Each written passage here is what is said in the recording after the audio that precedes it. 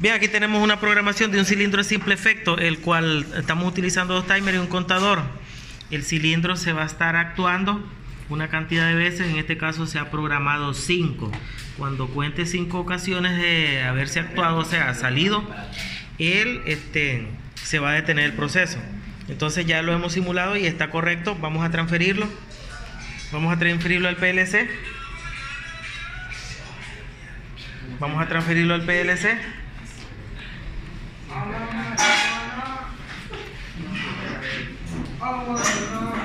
Entonces ahí hay que ponerlo en modo stone. Vamos a ver allá en el PLC, ya lo estamos programando.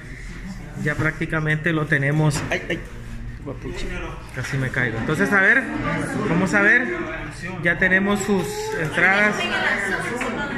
Dale en el azul solo una vez. Entonces, ¿ya está cargado el programa? Sí.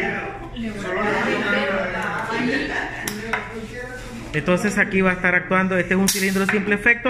Ahí tenemos el cilindro de simple efecto, la electroválvula. Esta es la electroválvula que se va a estar accionando.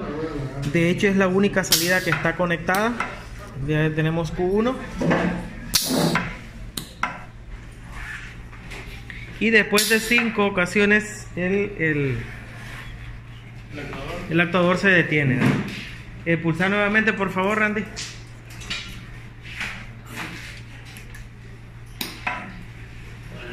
Entonces aquí tenemos otra secuencia nuevamente. Tiene los tiempos ya programados según el programa, ya se transfirió, están conectadas sus entradas. Estas son los pulsadores para las entradas. Y después de la cantidad de veces que se haya programado, pues entonces se va a detener el actuar del cilindro. Repito que solo tenemos conectadas las entradas y la salida. Dos entradas, una es apagado y la otra es encendido. Y la salida que va directo al solenoide. Aquí no está el timer ni el contador porque eso es de sistema, está en el software. Bueno, aquí termina el video.